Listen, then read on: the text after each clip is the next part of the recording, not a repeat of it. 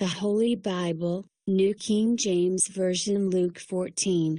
Now it happened, as he went into the house of one of the rulers of the Pharisees to eat bread on the Sabbath, that they watched him closely.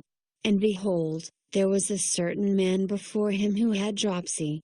And Jesus, answering, spoke to the lawyers and Pharisees, saying, Is it lawful to heal on the Sabbath? But they kept silent. And he took him and healed him, and let him go.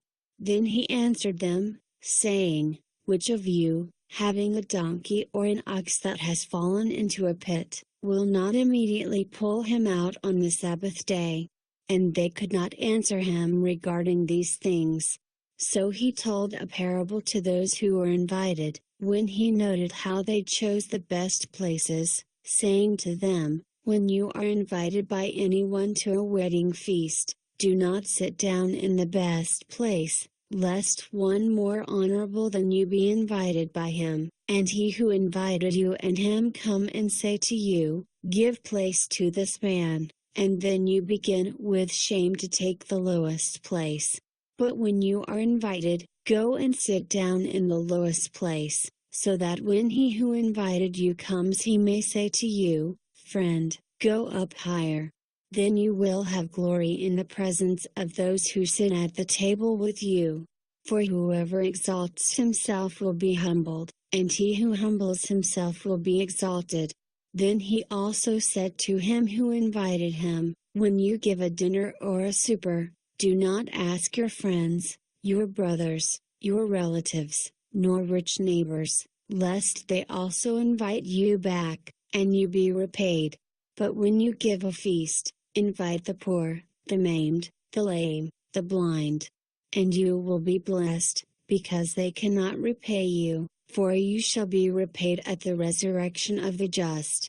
Now when one of those who sat at the table with him heard these things, he said to him, Blessed is he who shall eat bread in the kingdom of God. Then he said to him, A certain man gave a great supper and invited many, and sent his servant at supper time to say to those who were invited, Come, for all things are now ready. But they all with one accord began to make excuses.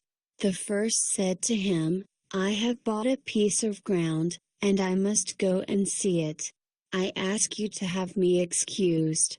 And another said, I have bought 5 yoke of oxen, and I am going to test them. I ask you to have me excused. Still another said, I have married a wife, and therefore I cannot come. So that servant came and reported these things to his master.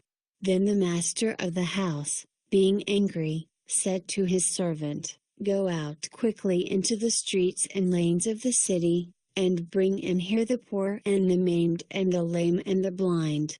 And the servant said, Master, it is done as you commanded, and still there is room. Then the master said to the servant, Go out into the highways and hedges, and compel them to come in, that my house may be filled. For I say to you that none of those men who were invited shall taste my supper. Now great multitudes went with him.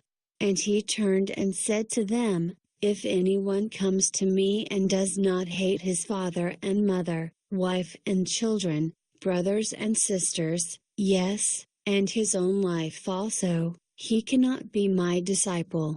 And whoever does not bear his cross and come after me cannot be my disciple.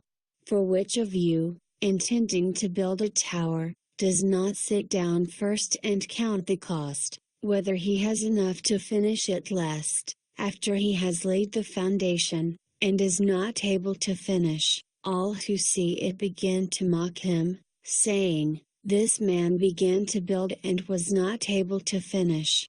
Or what king, going to make war against another king, does not sit down first and consider whether he is able with 10,000 to meet him who comes against him with 20,000?